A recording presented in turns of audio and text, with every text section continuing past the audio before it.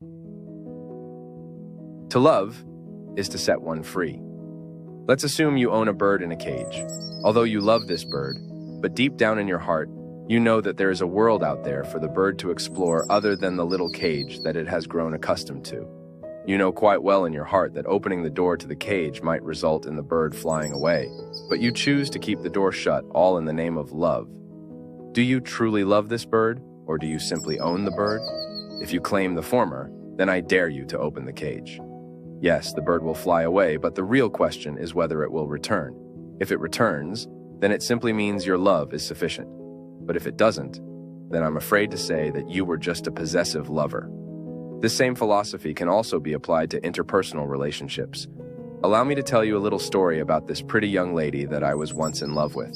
Many people say, nobody is perfect, but she was the depiction of perfection. I loved how gentle she was, the way she spoke softly, the way she walked and sat upright at all times. She was intelligent, kind, and patient. She was the type of girl that will meet you in the middle on all matters, and didn't mind being the one who made the most effort when it was necessary. I wouldn't venture to mention how beautiful she was, because she had other qualities that outweighed beauty. But one thing I will say for sure is that you have never seen anyone prettier, be it on television, in public, or in your dreams. This girl was jaw-dropping. She was drop-dead gorgeous from head to toe. And the fascinating thing about it is that she never wore any makeup. Looking back in retrospect, I can understand why she never did. Makeup would have definitely concealed that wonderful art of God. I've been around, seen so many women, and I must confess that I haven't seen anyone prettier than she was. But enough of her beauty. Despite how perfect she was, there was one slight issue I had about her. She was quite promiscuous. She liked to sleep around. Our relationship was great, and there was no doubt that she liked me a lot, but she also wanted to see other people. Okay, hold on.